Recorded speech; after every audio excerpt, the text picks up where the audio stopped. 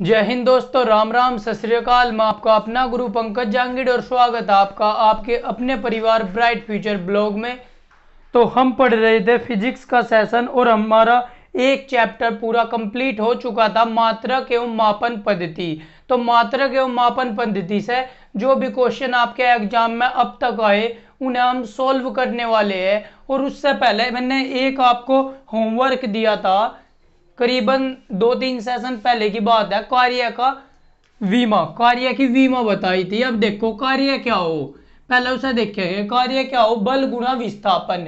किसी भी वस्तु को उसकी स्थिति परिवर्तित करने के लिए जो बल लगाया जा और उसकी स्थिति परिवर्तित जितनी होगी उसके गुणनफल को कार्य कहेंगे। मान के चलो एफ बल लगाया गया और उसमें एस दूरी उनने चल ली। वस्तु यहाँ पे खड़ी थी और इस पे एफ बल लगाया और वस्तु यहाँ पे पहुंच गई, तो इसने कितनी दूरी तय कर ली? एस दूरी। तो कार्य कितना हो गया? इस वस्तु को यहाँ से यहाँ तक ले जाने में जो हमने बल लगा के इस वस्तु को यहाँ तक ले जाने में जो बल लगा, उन दोनों के गुणनफल को क्या कहेंगे? कार्य। तो कार्य बल गुणा विस्थापन। अब बल का आपको मात्रक पता, मात्रक कितना हो जाएगा? न्यूटन। लेकिन विमा के लिए न्यूटन की जरूरत नहीं पड़े, विमा के लिए मूल मात्रक चाहिए, किलोग्राम चाहिए, लेंथ चाहिए, लंबाई चाहिए, समय चाहिए, सेकंड जिसे बोल रहे हैं। तो इसे हम क्या कर लिखेंगे? एफ बराबर हो एम गुणा ए गुणा एस। इस तरीके से भी लिख सकूं क्योंकि एफ बराबर हो एम ए। एम क्या है? द्रव्यमान। और द्रव्यमान की विमा कितनी हो? एम को एम डिनोट करा द्रव्यमान को, एम फॉर मास। और त्वरण हो वेग परिवर्तन की दर, इसकी विमा हो एल टी माइनस टू। अगर आपको विमा नहीं पड़ी अभी तक तो आप पिछले सेशन देखो, योद्धा बैच साइंस की प्ले लिस्ट में जाओ और उसके सारे सेशन देखो, आपको विमा पढ़ा रखी। और एस क्या हो? एस हो आपकी लंबाई या दूरी, इसे एल से डिनोट करेंगे। तो इसका विमा कितनी हो जाएगी? M L square T minus के 2। तो कार्य की विमा कितनी हो जाएगी? M L square T minus के 2। आई बात समझ में? इसी तरह सबकी हम विमा निकाल सके। तो अब अपने अगले क्वेश्चन पे चलते हैं। ये तो आपका होमवर्क था जो दिया था, M L square T minus के 2। अब देखो, समय ना गवाते हुए एक चीज पढ़ो। मैंने लिख दिया v बराबर u plus a t, v बराबर u plus a t, s बराबर u t plus half a t square. अभी तक ये गति की समीकरण हो, मैंने आपको नहीं पढ़ा लेकिन मैं पढ़ाऊंगा आगे। अभी इनकी विमा की बात करते हैं। विमा क्या हो हमारी? देखो, अगर कोई भी राशि इस तरह जुड़ रही, कोई भी राशि जुड़ रही है और वो किसी एक सिंगल राशि के बराबर है। आई बात समझ में? कोई भी व्यंजन इस तरह जुड़ रहा है और वो किसके बराबर है? एक सिंगल भौतिक राशि के, एक सिंगल फिजिकल क्वांटिटी के बराबर है। तो जो पहले वाली ये रहेगी ना यूटी, यूटी का मात्रक आपके और हाफ ए टी स्क्वायर का मात्रक बराबर रहेगा। इसका मात्रक बराबर होगा इसके मात्रक के और बराबर रहेगा इसके मात्रक के। आई बात समझ में? अब और अच्छी तरीके से समझो, एस क्या है? एस हो यहाँ आपकी दूरी। तो दूरी का मात्रक कितना है? मीटर। अगर दूरी का मात्रक मीटर है तो यूटी का भी मात्रक मीटर ही बैठेगा और हाफ ए टी स्क्वायर का भी मात्रक मीटर ही बैठेगा, क्योंकि इसका टोटल का मिलाकर आपका मात्रक कितना होना चाह? मीटर होना चाह। और मीटर में मीटर जुड़ेंगे तभी तो मीटर आवेगा। इसका मतलब यूटी का मात्रक भी मीटर बैठेगा, हाफ ए टी स्क्वायर का मात्रक भी मीटर बैठेगा। आई बात समझ में? और अच्छे से देख लो। देखो एस क्या है? एस है आपकी दूरी। दूरी बराबर हो एस क्या है? आपकी दूरी। और दूरी का मात्रक कितना हो? मीटर। अब आपका यूटी देखो, यू आपका क्या है? वेग। वेग का मात्रक हो जाएगा मीटर प्रति सेकंड। और टी क्या है? आपका टी है समय। समय का मात्रक इनटू सेकंड। तो सेकंड था सेकंड कट जाएगा, तो यूटी का मात्रक कितना आ जाएगा? आपका आ गया मीटर। इसी तरह हाफ ए टी स्क्वायर का ए क्या है? त्वरण है। और त्वरण का मात्रक कितना हो? मीटर प्रति सेकंड स्क्वायर। मीटर प्रति सेकंड स्क्वायर गुणा टी स्क्वायर, यानी कि समय का स्क्वायर सेकंड स्क्वायर। तो second square 10 second square cut जाएगा, हाफ ए टी स्क्वायर का मात्रक भी मीटर हो जाएगा। आई बात समझ में। इसी तरह ऊपरले वाले में देखो v बराबर u प्लस ए टी, दो जो फिजिकल क्वांटिटी है, जो दो भौतिक राशि है, ये दोनों जुड़ी रही। अब देखो v क्या है, v है आपका अंतिम वेग, और वेग का मात्रक कितना हो, मीटर प्रति सेकंड। अगर इसकी वीमा बोल रहे हैं, वीमा कितनी हो जाएगी, मीटर को एल से लिख लेंगे, एल अपॉन टी, अर्थात इसे मैं क्या लिख सकूं, इसे मैं लिख सकूं एल टी की पावर माइनस के 1, एल की पावर प्लस के 1 इंटू टी की पावर माइनस के 1। इसी तरह u की भी मात्रक भी मीटर प्रति सेकंड ही होगा, और इसकी वीमा भी एल टी माइनस के 1 ही होगी।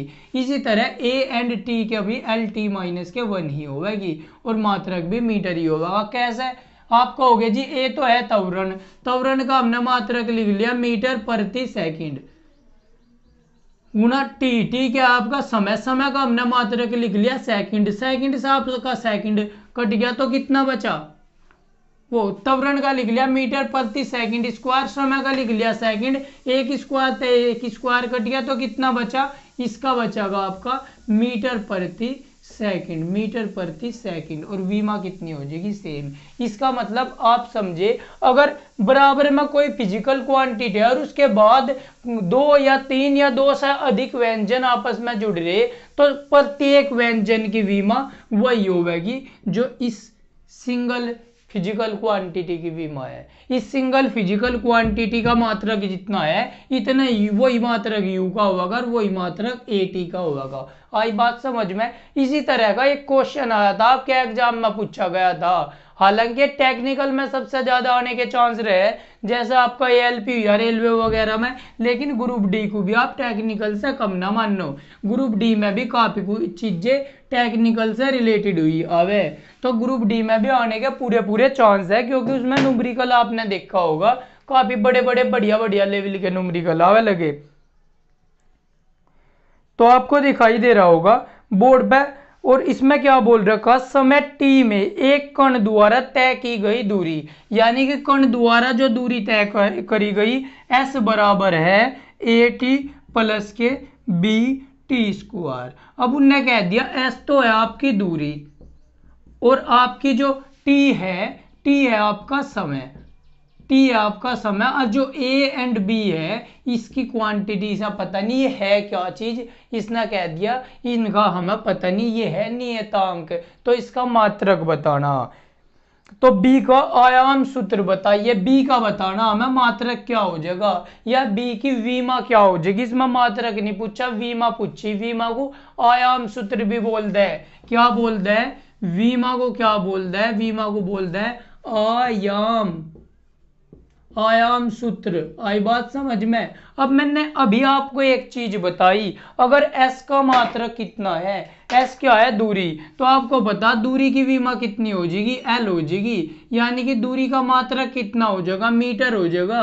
तो इसका मतलब बी टी स्क्वायर का भी मात्रक मीटर होगा, बी टी स्क्वायर का भी मात्रक वीमा क्या होगा, मीटर होगा। तो बी टी स्क्वायर का मात्रक मीटर हो गया, ए टी का भी मीटर होगा। आई बात समझ में। इसका मतलब बी टी का स्क्वायर का मात्रक हो गया वीमा, बी टी स्क्वायर का मात्रक हो गया मीटर। तो मैं लिख सकूं बी टी स्क्वायर बराबर एल हो गया, यानी कि इसकी वीमा कितनी हो जाएगी, एल हो जाएगी, क्योंकि मीटर है, इसका पूरे का मात्रक मीटर है, मीटर को कहीं में मापा लंबाई में, और लंबाई की वीमा कितनी हो, एल हो। अब t हमें पता समय है, तो t को उधर ले जाओ तो b बराबर हो जाएगा l अपॉन t की वीमा कितनी हो जाएगी, समय की वीमा t हो, t square, l upon T square, अर्थात मैं इसे क्या लिख लूंगा, एल टी माइनस के 2, एल टी माइनस के 2।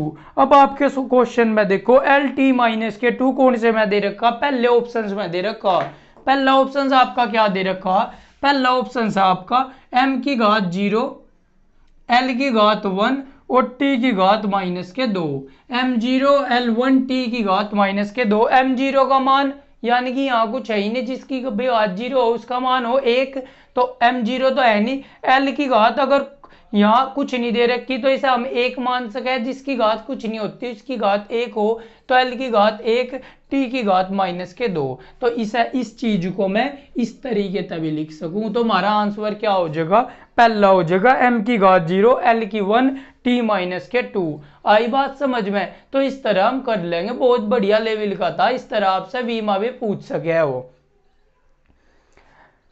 आवेश का कर लिया था हमने इससे पहले सेशन में, अगर आपने नहीं देखा तो पहले सेशन में देखो। उसके बाद प्रतिबाधा का भी कर लिया था। प्रतिबाधा क्या हो, प्रतिरोध, और प्रतिरोध का मात्रक क्या हो, ओम। आवे कई बार प्रतिरोध का मात्रक, तो लिख लो प्रतिरोध को आर से तो डिनोट करें, हो क्या, जब आगे पढ़ेंगे प्रतिरोध विद्युत धारा पढ़ेंगे, जब पढ़ेंगे, फिलहाल देख लो प्रतिरोध को आर से तो व्यक्त करें और इसका मात्रक हो, मात्रक किसका, इसका मात्रक हो जाएगा आपका ओम, मात्रक हो जाएगा इसका ओम। और ओम को हम किस तरह लिखे है, ओम को इस तरीके से भी लिख दे, मात्रक को इसके इस तरीके से भी लिख दे। तो प्रतिरोध का मात्रक क्या हो जाएगा, ओम। प्रतिरोध क्या हो, रेजिस्टेंस, टीवी रेडियो वगैरह देखी होगी उसमें इस तरह की हो, यह हो क्या, और एक इस तरीके का हो, इस तरीके की एक संरचना और उसमें ऐसे लाइनिंग लगी रहे रंग बिरंगी। आई बात समझ में? तो ये क्या हो जाएगा आपका, ये हो जाएगी रेजिस्टेंस या प्रतिरोध, इसे ही बोल रहे हैं हम। आई बात समझ में? कई बार कभी यूज हुआ है, टॉर्च में भी यूज हुआ है। टॉर्च अगर बहुत तेज करंट से बल्ब लगातार फ्यूज हो रहा तो उसमें यह रेजिस्टेंस लगा दे, जिससे उसमें करंट कम होकर जावे, करंट उसमें कम होकर जाए और बल्ब फ्यूज ना हो। तो रेजिस्टेंस वही हो। अब आ गया दाब की इकाई नहीं है, आपका अगला क्वेश्चन दे दिया दाब की इकाई नहीं है। अब दाब हो क्या, दाब एक पहली बात तो दाब हो अदिश राशि, दाब क्या हो, दाब हो आपकी अदिश राशि, दाब आपकी अदिश राशि होगी, ठीक है जी। दाब का सूत्र क्या हो जाएगा, दाब बराबर हो इकाई क्षेत्रफल पे हम जो बल लगावे है, यानी कि अगर ये 1 मीटर स्क्वायर है, इस पे मैं जो बल लगाऊंगा वो हमारी क्या रहेगी, दाब रहेगी। 1 मीटर स्क्वायर के क्षेत्र पर जो मैंने इस पर बल लगाया वह क्या होगी, दाब। तो दाब क्या हो जाएगी, दाब बराबर हो जाएगी बल बटे क्षेत्रफल। दाब एक तरह का बल ही है जो 1 मीटर स्क्वायर क्षेत्रफल पर लगे है, तो बल बटे क्षेत्रफल आपका दाब हो जाएगी। अब इसका हमारे से पूछ लिया मात्रक।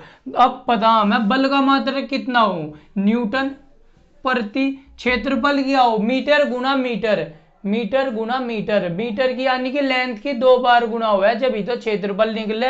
तो न्यूटन मीटर स्क्वायर, दाब का एक तो मात्रक हो जाएगा न्यूटन मीटर स्क्वायर। इसने बता कौन सा नहीं होगा, तो पहला तो दाब का मात्रक है। अब न्यूटन को मैं क्या लिख सकूं, F बराबर हो ma, तो न्यूटन को मैं दूसरी मात्रक भी तो हो न्यूटन का, न्यूटन को मैं एक और भी तो लिख सकूं ma, यानी कि किलोग्राम मीटर प्रति सेकंड स्क्वायर भी तो लिख सकूं मैं, किलोग्राम मीटर प्रति second square into metre square युताई मीटर स्क्वायर। तो मीटर स्क्वायर था मीटर स्क्वायर कट जाएगा, तो आपका दाब का एक और मात्रक आ जाएगा, कौन सा, किलोग्राम बटे मीटर सेकंड स्क्वायर, किलोग्राम बटे मीटर सेकंड स्क्वायर। तो किलोग्राम बटे मीटर सेकंड स्क्वायर आपका कौन सा मात्रक आ गया, तीसरा।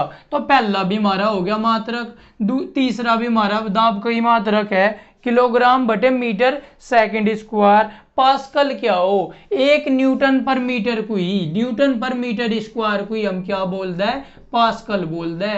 तो आप समझिए, अच्छा जी, दो दाब के 3 मात्रक हो गए, एक तो न्यूटन मीटर स्क्वायर बिल्कुल, और दाब इस न्यूटन मीटर स्क्वायर को ही क्या बोलता है, पास्कल बोलता है, पास्कल हो गया। और इसका एक मात्रक हो गया किलोग्राम मीटर पर सेकंड स्क्वायर। तो 3 मात्रकों को छोड़ के जो चौथा दे रखा होगा वो आपका दाब का मात्रक नहीं है।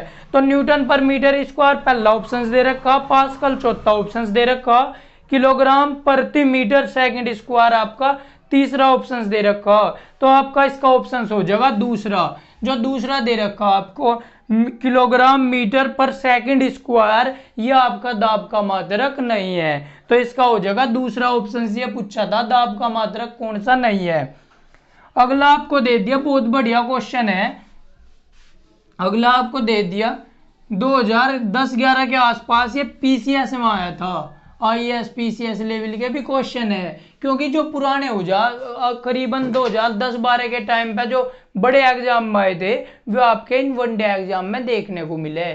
सबसे पहले सबसे बड़े एग्जाम में पेरोल छोटे में धीरे धीरे उनका लेवल घटता चला जा। आई बात समझ में? तो क्वेश्चन दे दिया उपसर्ग नैनो से आता है, यानी कि नैनो मैंने आपको पढ़ा था, नैनो हो 10 की घात माइनस के 9, 10 की घात माइनस के 9 यानी कि लंबाई का बहुत छोटा मात्रक है। तो यहां से भी आप समझ जाओगे लंबाई का छोटा मात्रक है। फ्रेंच शब्द का अर्थ है अर्ब तो बहुत बड़ा हो, लेकिन ये तो छोटा मात्रक है, तो ये भी नहीं होगा। लेटिन शब्द जिसका अर्थ है अदृश्य, ये भी नहीं होता। नैनो का अर्थ हो ग्रीक शब्द जिसका अर्थ है बोना। तो नैनो कैसा शब्द है आपका? ग्रीक शब्द है। नैनो आपका कैसा शब्द है? नैनो है आपका ग्रीक शब्द। आ जाएगा आपका नैनो कैसा शब्द है? नैनो है आपका ग्रीक शब्द। और इसका मात्रक क्या हो? इसे ग्रीक शब्द हो, इसका अर्थ हो बोना। बोना मीन्स छोटा। तो नैनो किसका शब्द है? ग्रीक भाषा का शब्द है, और इसका मात्रक हो, इसका अर्थ हो आपका बोना, और इसकी वैल्यू कितनी हो? 10 की घात माइनस के 9 मीटर। 10 की घात माइनस के 9 मीटर। 1 नैनो बराबर 10 की घात माइनस के 9 मीटर। आई बात समझ में? अगला आपका दे दिया ईंधन के कैलोरी मान की इकाई के रूप में व्यक्त किया जाता है। ईंधन के कैलोरी मान की इकाई, कैलोरी मान क्या हो? ईंधन का कैलोरी मान,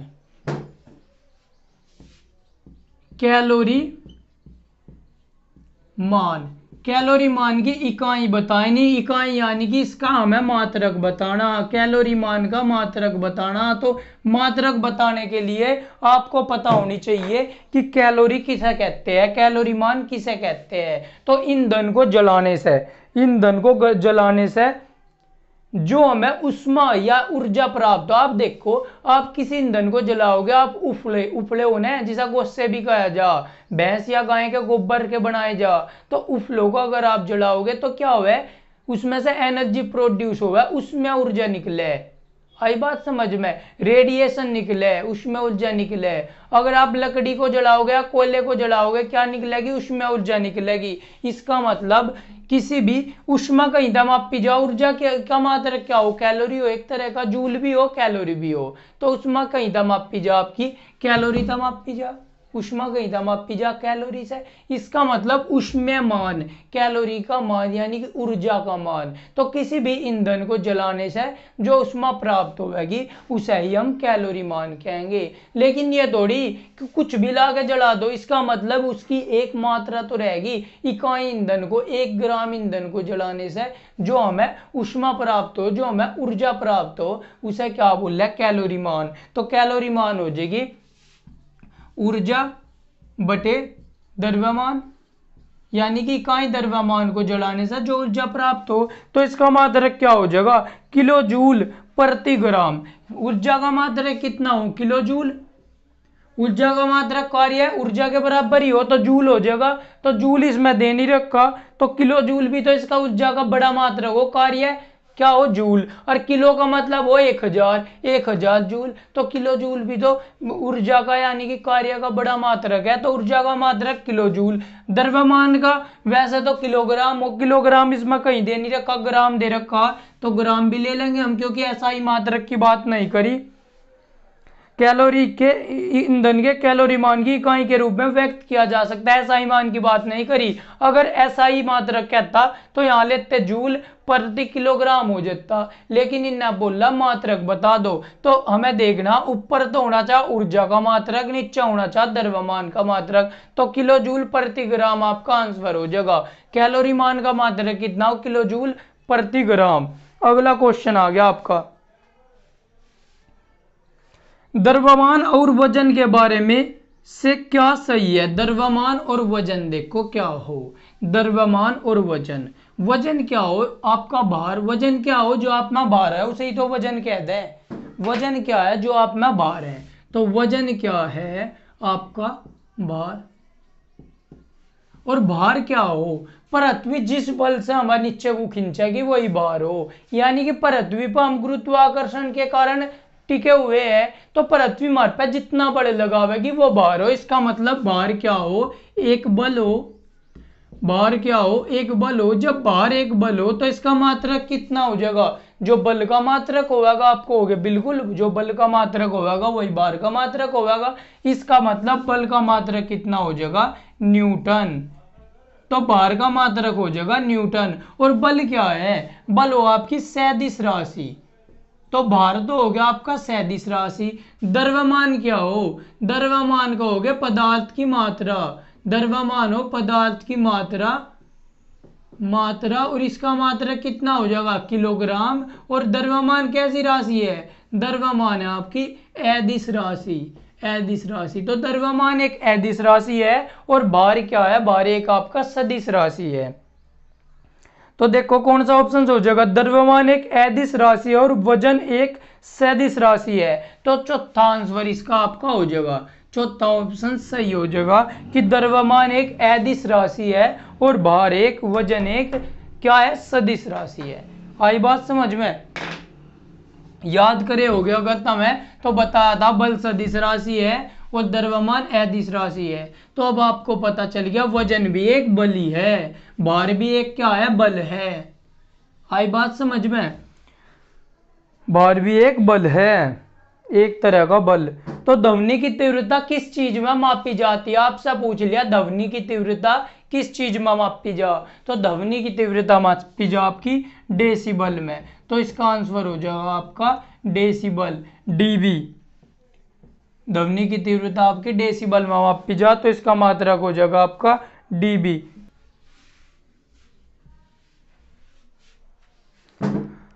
अब अगला क्वेश्चन आपकी स्क्रीन पे दिख रहा, किलोवाट घंटा निम्नलिखित में से किसकी इकाई है। किलोवाट घंटा किसकी इकाई है, देखो किलोवाट, वाट किसकी इकाई हो, शक्ति की बात करेंगे, शक्ति, शक्ति हो आपकी, शक्ति बराबर हो पावर, जिसे बोलता है पावर हो जूल प्रति सेकंड। यानी कि जूल क्या हो, कार्य बटे समय, कार्य बटे समय आपकी शक्ति हो। इकाई समय में जो काम करा जाए उसे शक्ति बोल रहे। तो इसका मात्रक एक तो हो गया जूल प्रति सेकंड, और जूल प्रति सेकंड को हम वाट बोल दे। एक इसका मात्रक हो गया वाट, और दूसरा मात्रक क्या हो जाएगा, जूल को आप कहीं में बदल सको, मूल मात्रक में कार्य क्या हो, बल गुणा विस्थापन, बल हो न्यूटन। तो एक इसका मात्रक हो जाएगा newton metre, newton metre, joule हो जाएगा न्यूटन मीटर प्रति सेकंड, न्यूटन मीटर प्रति सेकंड। इसका ये हो जाएगा तीसरा मात्रक, एक मात्रक जूल प्रति सेकंड, वाट दूसरा मात्रक, तीसरा न्यूटन मीटर पर सेकंड हो जाएगा, और चौथा मात्रक क्या हो जाएगा, न्यूटन को भी तो मैं मूल मात्रक में बदल सकूं।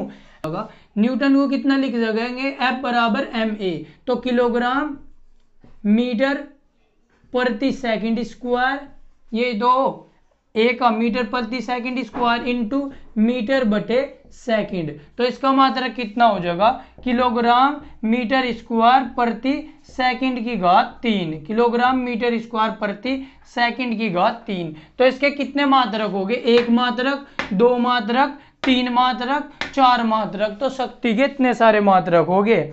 लेकिन मुझसे क्या पूछ रखा, किलोवाट घंटा, इसका मतलब वाट दे रखा, वाट किसका मात्रक है, शक्ति का, वाट किसका मात्रक है, शक्ति का, लेकिन किलोवाट घंटा दे रखा, किलोवाट घंटा। देखो किलोवाट घंटा, किलोवाट घंटा, किलोवाट घंटा KWH, आपके ग्रुप डी में पिछली बार भी आ रहा था, वो कई बार आ रहा है। किलोवाट घंटा, किलो का मतलब 1000, आप लिख लोगे 1000, वाट अभी बता जूल प्रति सेकंड, जूल प्रति सेकंड, और गुणा घंटा कितना हो 3600 सेकंड, 3600 सेकंड। इस चीज को मैं भी तो लिख सकूं, किलोवाट घंटा, एक किलो में 1000, वाट कितना हो जूल प्रति सेकंड, घंटा कितना हो 3600 सेकंड, सेकंड था सेकंड कट गया, तो ये कितना आ गया 3.6 गुना 1 2 3 घात यहाँ 3 यहाँ 3.6 गुना 10 की घात 6 जूल, अब इस चीज को मैंने इस चीज में लिख लिया, तो आपका क्वेश्चन कैसे बनका हुआ है, 1 किलोवाट घंटे में कितने जूल होते हैं, 3.6 गुना 10 की घात 6 जूल होते हैं। और जूल का मात्रक क्या है, जूल कार्य का मात्रक है। जब इस चीज को मैंने जूल में व्यक्त कर सकूं, इसका मतलब यू किसका मात्रक है, कार्य का मात्रक है। तो किलोवाट घंटा आपका किसका मात्रक है, कार्य का। और कार्य ही ऊर्जा के बराबर हो तो मैं कह सकूं ये आपका ऊर्जा का मात्रक है। और 1 किलोवाट घंटा क्या होती है, आपके घरों में जो 1 यूनिट खर्च होवे ना, 1 यूनिट का पीछे आप 6 रुपए यूनिट